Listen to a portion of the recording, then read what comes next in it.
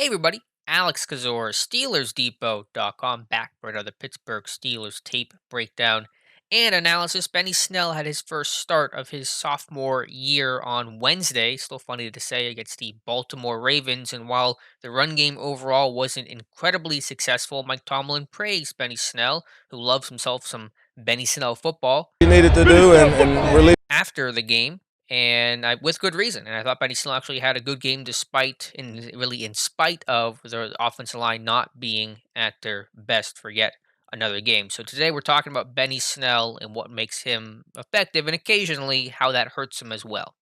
All right, first snap of the game, or first carry of the game, I should say, for Benny Snow. Split zone concept. Vance McDonald going to come across to take the end man on the line of scrimmage. The edge rusher here, it's Jalen Ferguson. And just the overall theme here from Snell is that he knows the type of back he is. He's a vertical, downhill guy who's going to win with his size and power. He's not going to dance. He's not going to try to do something he's not. And you see that on this play. Split zone, going to read it here. Going to see the crease here with Vance on the kick out here, and just get downhill, shoulders square. Hassenauer kind of loses the block here, but Snell's still able to push that pile forward.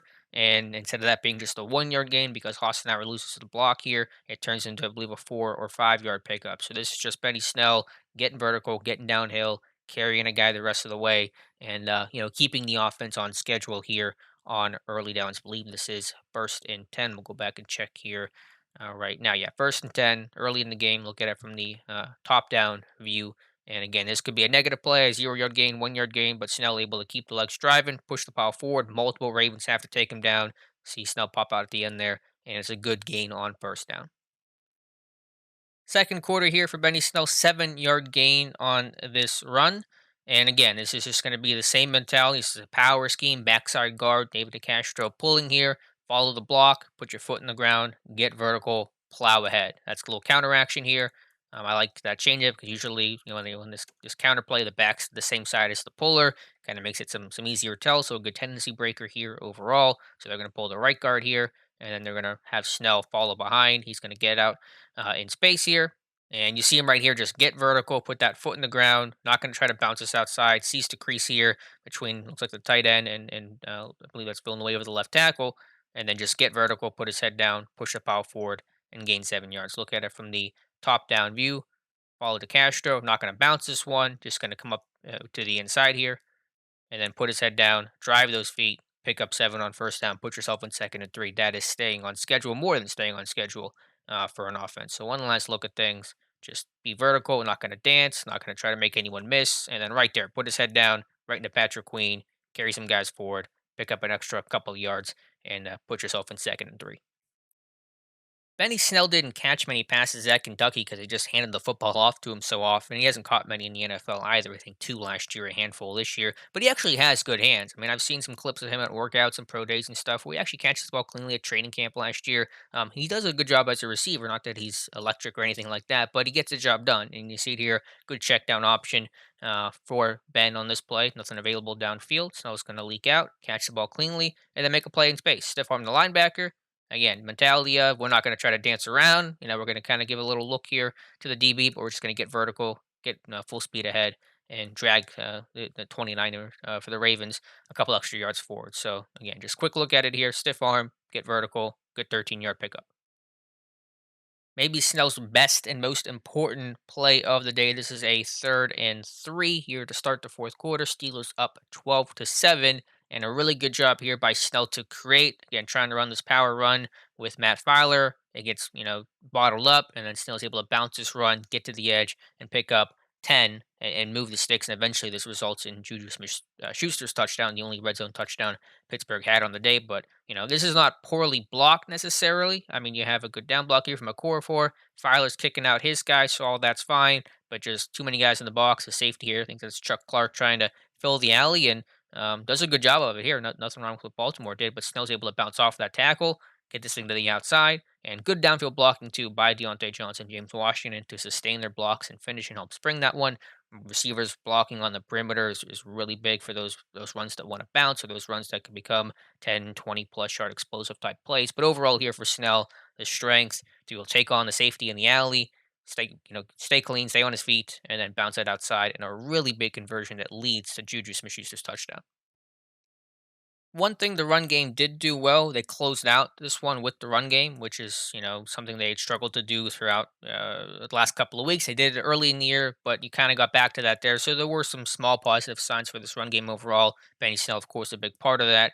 Power run scheme. I'm a little confused on the exact scheme. Maybe there was miscommunication. They bring McDonald in motion late. You think he would come down on Queen here with the leverage and angle, and Fowler would kick out, but doesn't happen here. So Fowler doesn't take Queen, and I kind of get that because I think he's supposed to kick out the end guy. McDonald will block down. But anyway, so what happens here is Queen's able to fill this, and now you got to bounce his run to the outside. And that's Patrick Queen, a really athletic rookie linebacker, a high first round pick, and Snell has the speed to win the edge and a great finish there on Marcus Peters, the cornerback, who does trip him up at the end, which is probably a good thing because it kept Snell in bounds. But you just like, the vision, we're going to bounce that run. We're going to run over the cornerback. Anytime you can get a running back on a cornerback matchup for a guy Snell's size and statue, that's a win for the offense overall. So good read here, an obvious one, but speed to get to the edge, finish the play, stay in bounds.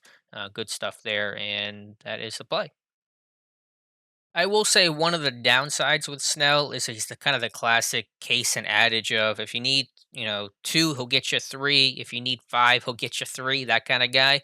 Where this play here, they're going to run power again with David DeCastro, bread and butter of the Steelers offense. And this one probably should be bounced outside. What's happening here is that this lineman's seeing Snell's coming inside, so he's going to spike down. And DeCastro, if Snell bounces this one, can log 54 and to the inside that'll allow Snell to bounce his run. But because Snell is so intent on just getting vertical, getting downhill, which normally is a good thing. And for the state of this rushing attack, I'll take it right now. But because of that mentality, the Castro really loses his block because Snell's not really following the Castro's path on this play. He's just getting downhill immediately. And I get the look here initially. It looks like this guy's going to be kicked out. So let's get downhill. Let's get vertical. But maybe there's something you could do here where you're just on a better track with the path of the guard as opposed to getting downhill so quickly. But again, just given Snell's vertical downhill nature, which is very much his style, and that's the theme of this video, it does occasionally have the consequence of not always following your block or reading the play necessarily the right way or having a chance to get more if you bounce it outside. Again, I'm not terribly mad at it overall. For as much as this rushing attack has struggled, I just want to get forward, stay on schedule, not have a lot of negative plays, and I can live with that right now. But I did want to point that out where occasionally, Snell, you think maybe you could have had better ball placement, been a little bit more patient, followed the block, read the defender.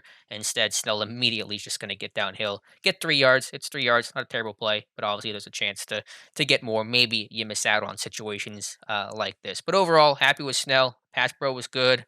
Ball security was good. He knows the type of back he is, as I said at the top of the video. I mean, he runs to his style and doesn't try to be someone he's not, and I can appreciate that. And just given the state of the run game, where they're just searching for any sort of positivity and just running the football late in games and short yardage and stuff like that, I will take it. Obviously, he will go back to a backup role and a more minimal role whenever James Conner returns. If that's for the game against Washington Monday, we shall see. But that is today's video. Let me know your thoughts in the comments below. Thank you guys so much for watching, and we'll talk to you soon.